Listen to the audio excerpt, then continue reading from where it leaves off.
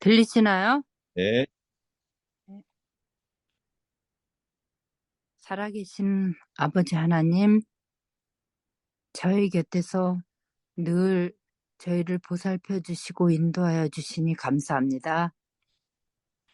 정말 저희 인생의 광야 같은 이런 삶을 살고 있는 저희들에게 정말 또 희망의 등불을 늘 밝혀주시니 감사합니다.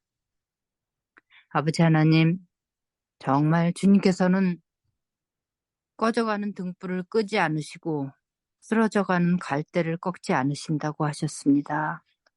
저희 연약한 우리 힐탑교회를 주님 붙잡아 주시옵소서. 그리고 특별히 목사님들 마음과 또 모든 우리 신자들 마음속에 희망을 갖게 도와주시고 이 교회가 주님의 교회인 것을 믿고 저희가 더 열심히 헌신할 수 있도록 각오를 하게 도와주시옵소서.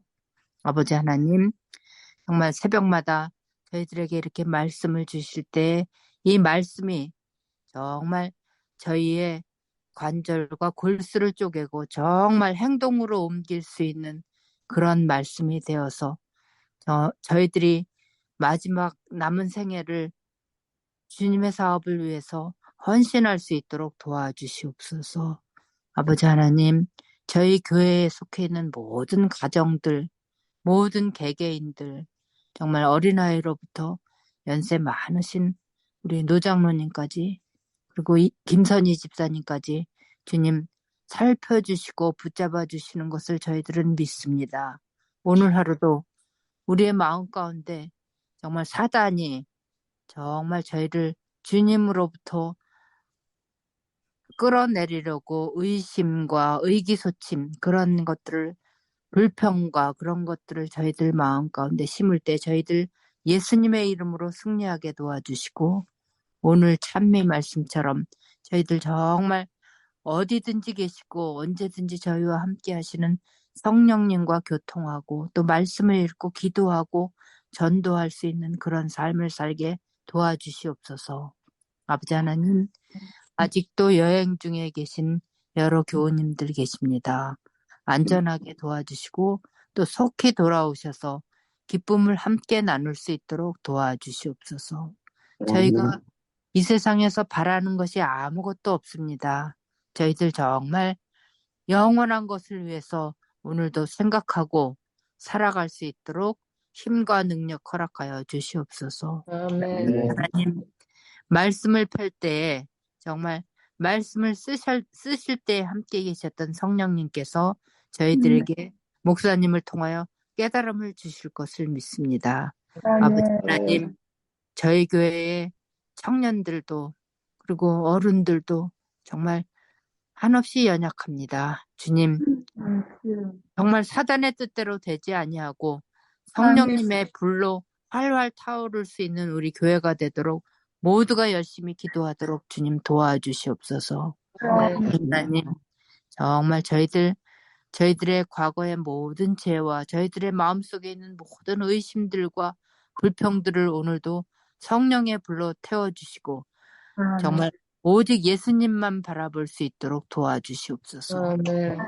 저희들을 지켜주시고 저희 교회를 정말 주님의 뜻대로 인도하실 것을 믿고 또 많은 일꾼들을 보내주실 것을 믿고 예수님의 이름으로 간절히 기도드립니다. 감사합니다. 감사합니다.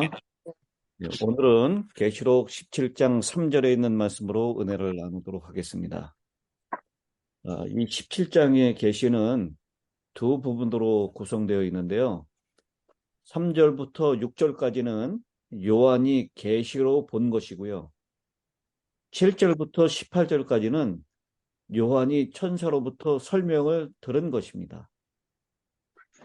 이게 다니엘 2장에 느부갓네살 왕이 본 계시를 설명하고 그리고 그 계시에 대한 내용을 해석하는 것처럼 이렇게 17장도 두 부분으로 나눠져 있는 것을 볼 수 있습니다.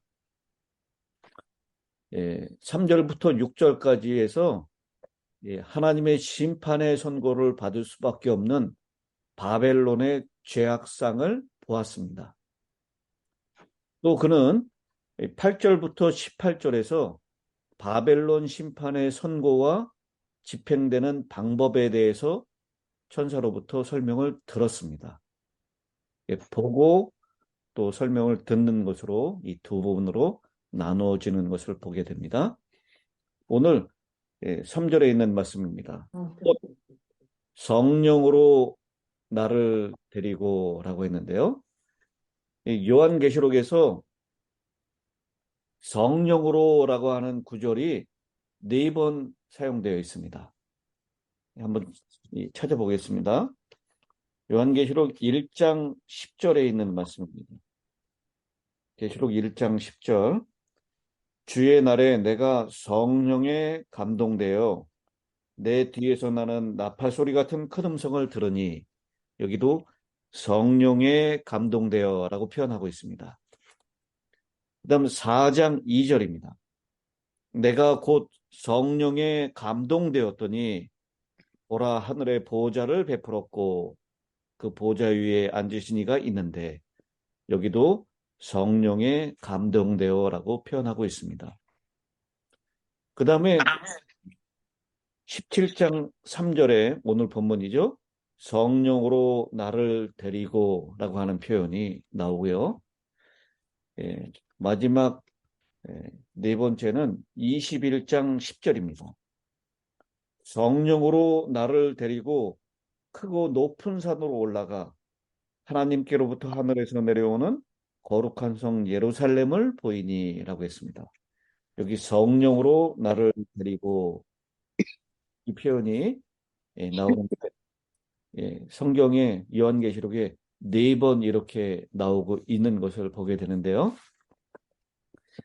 요한이 성령의 감동을 받은 상태를 나타내는 것이고, 요한이 보고 들은 것은 자기의 뜻대로 된 게 아니고 성령의 계시임을 말하는 그런 표현입니다.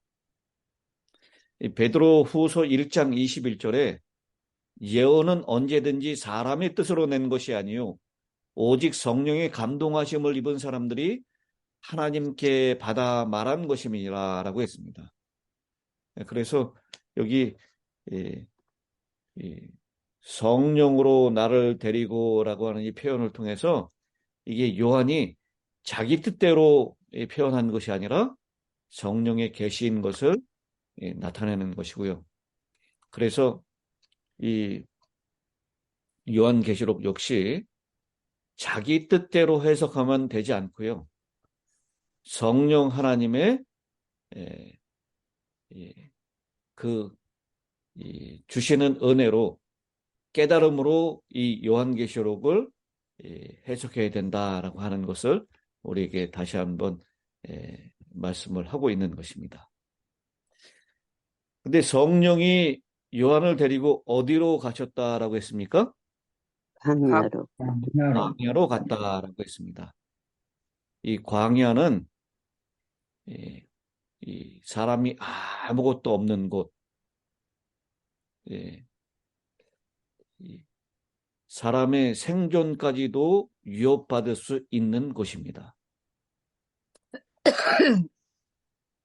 하나님의 보호와 양육의 장소일 뿐만 아니라 하나님의 심판이 집행되는 장소이기도 합니다. 이 성경에서 이 광야는 긍정적인 의미와 부정적인 의미로 이렇게 둘로 나눠져 있는데요. 이 하나님의 백성을 보호하고 양육하고 훈련하는 장소일 뿐만 아니라 하나님의 대적이 거처하는 곳이고 하나님의 재앙이 내리는 그런 하나님의 심판의 장소이기도 했습니다. 요 광야라고 하는 이 헬라어가 에레모스라고 하는 단어를 사용했는데요. 요 똑같은 이 어원을 가지고 있는 단어가 16절에도 사용됐습니다. 이 3절, 17장 3절하고 16절은 서로 잘 대비를 하고 대비를 하고 있는 것을 보여주고 있는데요. 이 하나님의 심판의 장소로서의 광야를 보여주고 있는 것입니다. 16절을 보면서 그 16절 가운데 광야하고 똑같은 어원을 가지고 있는 단어가 무엇인지 한번 생각해 보시기 바랍니다. 네가 본 바 이 열불과 짐승은 음료를 미워하여 망하게 하고 벌거벗게 하고 그의 살을 먹고 불로 아주 살으리라. 이 광야로 성령의 인도를 받고 요한이 갔는데 그 광야에서 요한이 본 것이 여자가 붉은빛 짐승을 탔는데 그 짐승의 몸에 하나님을 모독하는 일들이 가득하고 7머리와 10뿔이 있었다라고 했는데요. 그 똑같은 장면을 16절에 표현하고 있습니다. 여러분 광야하고 같은 어원을 사용한 단어가 이 16절에서 무엇일 것 같습니까? 망하게 하는 거. 예, 망하게 하고라고 할 때 그 단어하고 이 아주 광야라고 하는 단어하고 같은 어원을 사용하고 있어요. 이 광야는 그러니까 망하게 되는 것입니다. 완전히 고립당하는 것입니다. 버려짐을 당하는 것입니다. 여기 다른 표현으로는 벌거벗게 하는 것입니다. 그리고 살을 먹고 불로 아주 사르는 것입니다.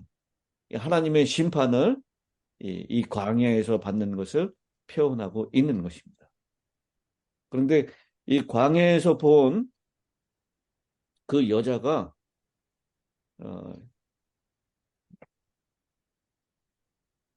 뭘 타고 있다 그랬죠? 많은 아니, 물, 3절에 보니까 여자가 뭘 타고 있어요? 붉은 빛 붉은 짐승, 붉은빛 짐승을 타고 있다. 붉은 빛 짐승. 예.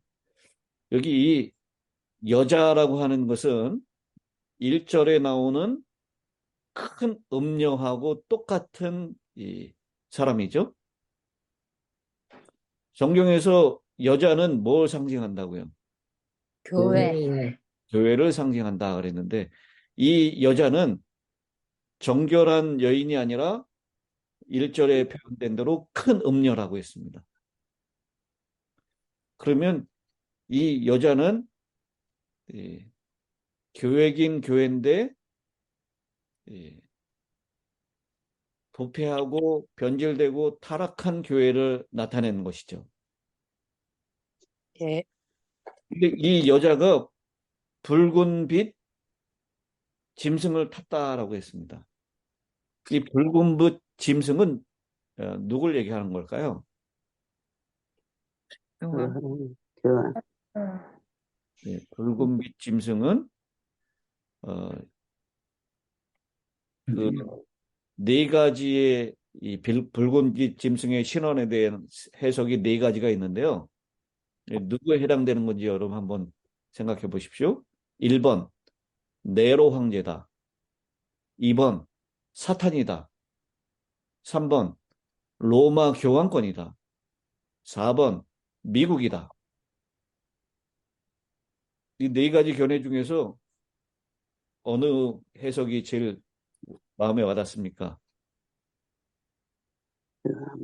로마 로마 교황. 교황권. 로마 교황권이다. 근데 네로 황제다, 사탄이다, 로마 교황권이다, 미국이다. 이 해석하는 이 학자들이 다 이렇게 네 가지 해석을 해요. 근데 우리 재림교회의 학자들 가운데 여러분 맥스웰이라고 하는 이 학자 있죠? 네. 다니엘하고 요한계시록을 쓴 아니에요. 네. 맥스웰은 이 네 번째 이 해석을 했어요. 붉은 빛 미국이다 이렇게 해석했어요. 근데 이 네 가지 해석 가운데 우리는 이 붉은빛 짐승이 로마 교황권이다라고 그렇게 해석하는 것이 요즘 이 많은 분들의 해석인 것 같습니다. 이 붉은빛 짐승은요, 13장 1절에 나오는 첫째 짐승, 바다에서 올라온 짐승이죠. 그 바다에서 올라온 짐승하고 동일한 로마 교황권을 가리킨다라는 것입니다. 그런데요, 이 13장의 바다에서 올라온 짐승하고 17장의 붉은빛 짐승하고 좀 차이점이 있습니다. 어떤 차이점이 있나요?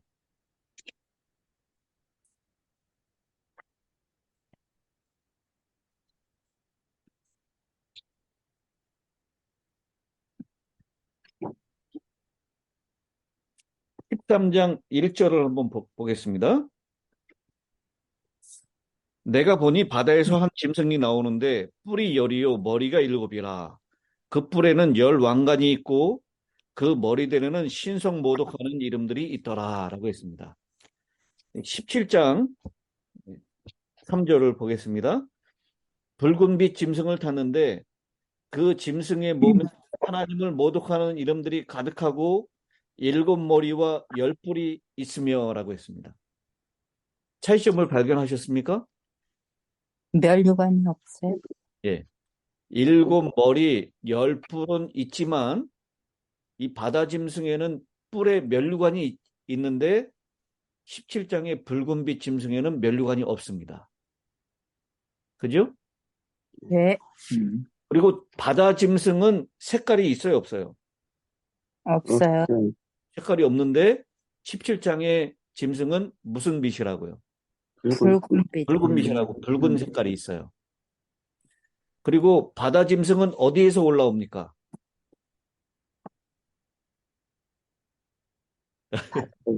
바다에서 바다에서. 이렇게 정답을 다 가르쳐주는 질문은 없어요. 바다에서. 바다 짐승은 어디에서 올라온다고요? 바다에서. 바다에서 올라옵니다. 근데 이 붉은빛 짐승은 어디에서 올라오죠? 광야? 네. 아니, 광야에서 온 것인데요.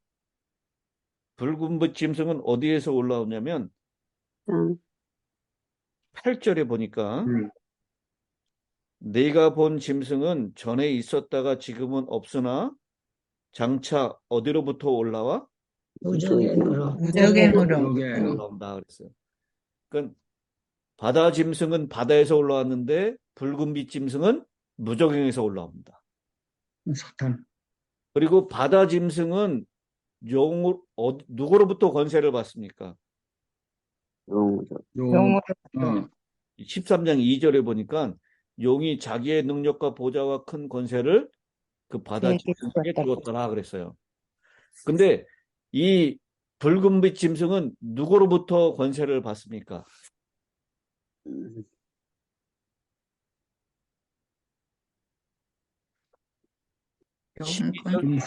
12절 13절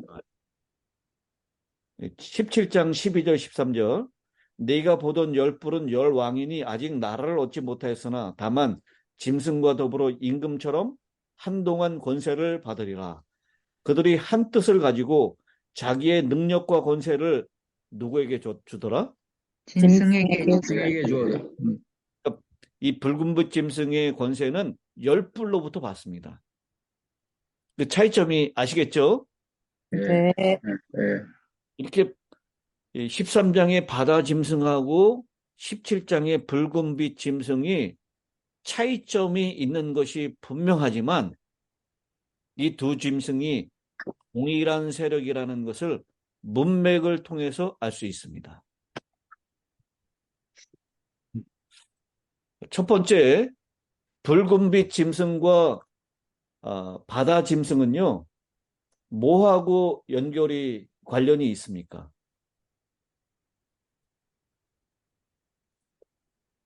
12장에 나오는 붉은 용하고 관련이 있습니다. 12장 3절에 나오죠. 하늘에 또 다른 이적이 보이니 보라 한 큰 붉은 용이 있어. 머리가 몇이요? 머리가 7이요 뿔이 10이라. 그 여러 머리에 7왕관이 있는데 라고 했습니다. 그러니까 이 12장 3절에 나오는 붉은 용하고 13장 1절에 등장하는 바다 짐승하고 17장 3절에 나오는 붉은빛 짐승하고 다 똑같이 서로 연결되어 있다라는 것입니다.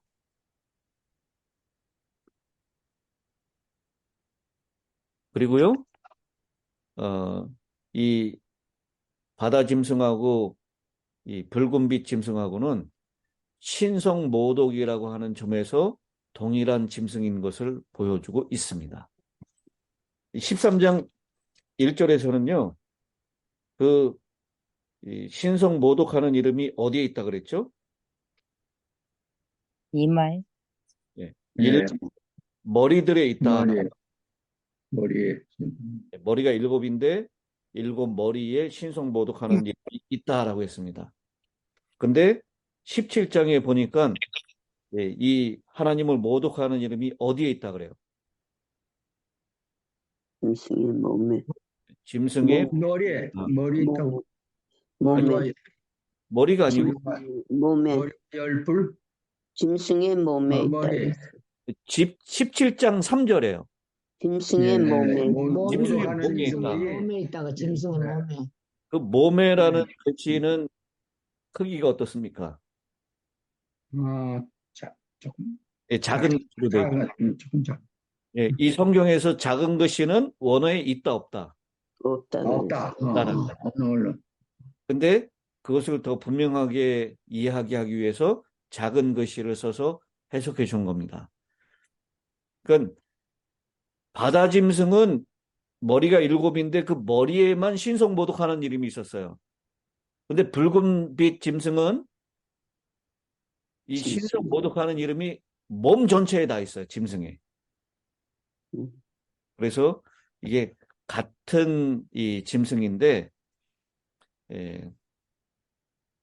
13장과 17장은 요한이 다른 시각에서 그 정체를 묘사하고 있다는 것을 알게 됩니다. 여러분, 신성 모독은 두 가지 주장하면 신성 모독이라고 그랬어요. 하나는 뭐라고요? 자기가 하나님이다. 자기가 하나님이다. 하나님과 동등됨을 주장하는 것, 그것을 신성 모독이라고 했고, 또 한 가지는 자기가 죄 사하는 권세가 있다라고 하면 신성 모독이라고 했습니다. 근데 이 로마 교황권이 자기가 하나님이라고 할 뿐만 아니라 또 죄 사하는 권세가 자기에게 있다라고 하는 신성 모독하는 이름이 있다라는 것입니다. 그래서 이 13장의 첫째 짐승 바다 짐승하고 17장의 붉은빛 짐승은 같은 짐승을 다른 시각에서 요한이 묘사하고 있다라는 것을 볼 수가 있습니다. 또 17장의 짐승이 7머리와 10뿔을 가진 것이요. 바다 짐승이 7머리와 10뿔이 가지고 있는 것과 또 동일한 세력인 것을 보게 됩니다. 그리고 이 13장의 바다 짐승이 성도들을 핍박하는 세력이다라는 것을 알게 됩니다. 마찬가지로 이 붉은빛 짐승도요. 성도들의 6절에 나오죠. 이 여자가 성도들의 피와 예수의 증인들의 피에 취한지라라고 했습니다. 성도들을 핍박하는 세력이다라는 것을 알게 됩니다. 그리고 둘 다 놀랍게 여김을 당한다라고 했습니다. 13장 3절입니다. 그의 머리 하나가 상하여 죽게 된 것 같더니 그 죽게 되었던 상처가 나음에 온 땅이 놀랍게 여겨 짐승을 따랐다라고 했어요. 근데 이 붉은빛 짐승도 마찬가지입니까? 예. 여기 그렇게 얘기하고 있죠. 6절에 6절에. 예수의 증인들의 피에 취한지 그 여자를 보고 놀랍게 여기고 크게 놀랍게 여기니라고 했어요. 둘 다 놀랍게 여김을 당합니다. 그리고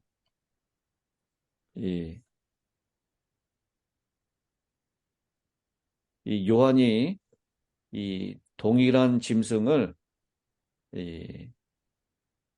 시대 상황에 따라서 기능적으로 역할을 다른 시각으로 보고 해석하고 있다라는 것을 볼 수가 있는데요.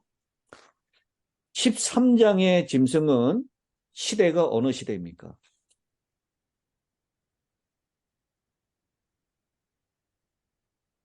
13장의 바다 짐승.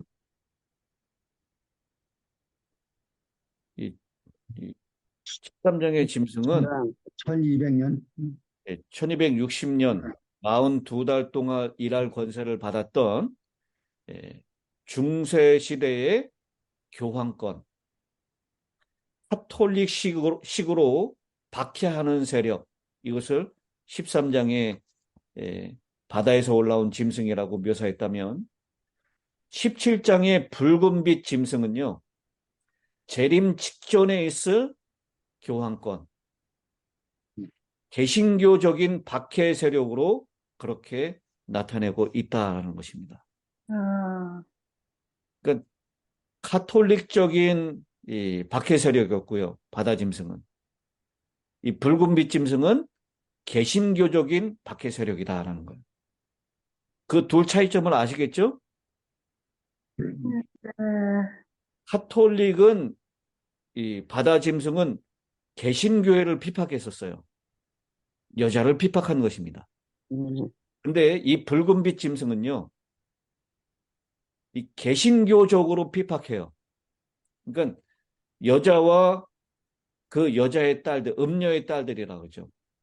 음녀의 어미인 이 붉은빛 짐승이 음녀의 딸들을 가지고 함께 여자의 남은 자손을 공격하는 것. 그 둘의 차이점을 여러분 잘 이해하시죠? 평소에 당시에는 예수 믿는 개신교인들을 피박했다면 재림 직전에는 개신교회와 함께 연합한 이 음녀가 여자의 남은 자손, 진리의 사랑을 받고 율법을 수호하는 여자의 남은 자손들을 핍박하는 세력이 된다라고 하는 것입니다. 그런데 그 세력이 결국은 멸망을 당하게 된다라고 하는 것. 그래서 그들이 심판당하는 모습을 보여주기 위해서 성령이 요한을 데리고 어디로 갔다고요? 광야로 갔다라는 것입니다. 그 광야는 바로 이 붉은빛 짐승을 타고 있는 음녀가 망하는 장소고요. 그리고 이 광야는 바로 유프라테스 강의 물이 다 말라버린 상태를 의미하는 것이다라는 것입니다. 그래서 오늘 이 17장 3절에 나오는 성령, 광야, 여자, 붉은 빛, 이것에 대해서 우리가 살펴봤습니다. 이제 우리 10절부터 9절부터는 일곱 머리에 대한 해석이 들어가고요. 그 다음에 12절부터는 열 뿔에 대한 해석이 들어갈 것입니다. 그 일곱 머리, 열 뿔, 이것에 대해서는 우리가 구조를 살펴볼 때 같이 더 자세하게 공부하는 시간을 갖도록 하겠습니다. 분명한 것은 붉은빛 짐승을 탄 큰 용의 성격을 닮은 정치적인 세력인 나라, 그리고 음녀, 여자, 종교적인 세력. 그러니까 13장에서는요, 정치와 종교가 하나로 연합된 세력을 표범과 같은 바다에서 올라온 짐승이다라고 묘사한 반면에 이 17장에서는 이 정치적인 세력은 붉은빛 짐승으로, 종교적인 세력은 여자로 이렇게 표현하고 있습니다. 이 표현을 두 가지로 이렇게 나눠서 여자와 붉은빛 짐승의 같이 합체된 모습, 여자가 짐승을 타고 있는 모습으로 그렇게 묘사하고 있는 차이점이 있다라고 하는 것입니다. 그들이 결국 광야로 내몰리게 되고 광야에서 심판을 받게 될 것이다라는 일곱 번째, 여섯 번째, 일곱 번째 재앙이 바로 이 17장에 분명하게 드러나고 있는 모습을 보게 됩니다. 여러분, 이 여자의 모습이 어떠한지, 그리고 어떻게 땅에 있는 임금들을 다 속이고 자기 편으로 만드는지, 그것에 대한 이야기는 우리가 내일 이어서 말씀을 공부하도록 하겠습니다. 오늘은 여기까지 공부하겠습니다. 마지막 기도를 최 목사님께 부탁하려고 그랬는데 안 들어오셨으니까 제가 하도록 하겠습니다. 하늘에 계시는 아버지 하나님, 오늘 다시 한번 우리가 요한계시록에 있는 말씀으로 교훈받게 하시니 은혜를 감사합니다. 아멘. 요한이 성령의 인도함을 받았던 것처럼 우리도 성령의 매 순간 인도하시는 그 걸음을 따라 성령의 은혜로 우리가 살고 있는 존재인 것을 기억하게 하여 주시옵소서. 아멘. 우리가 비록 광야 같은 세상을 살고 있지만 하나님께서 만나로 먹여주시고 까마귀로 먹여주시고 지켜주시는 놀라운 은혜 가운데 살고 있음을 순간마다 기억할 수 있도록 도와주시고, 그들의 세력이 아무리 화려하게 치장하고 이 세상에 있는 정치적인 권세를 등에 업고 무소불위의 권세를 가지고 있을지라도 결국 광야에서 망하게 되는 세력인 것을 오늘 이 말씀을 통하여 분명히 확인시켜 주시니 은혜를 감사합니다. 아멘. 마지막 때에 붉은빛 짐승을 타고 있는 그 음녀의 정체를 분명히 깨닫고 그 큰 바벨론, 큰 음녀가 어떻게 망해가는지를 우리 이 일곱 재앙의 모습 가운데서 분명히 확인할 수 있도록 도와주셔서 망하는 자의 편에 가담하지 않고 승리하는 자의 편에 오늘도 굳게 설 수 있도록 아멘. 지켜주시고 인도하여 주시옵기를 아멘. 예수님의 이름으로 기도드리옵나이다. 아멘.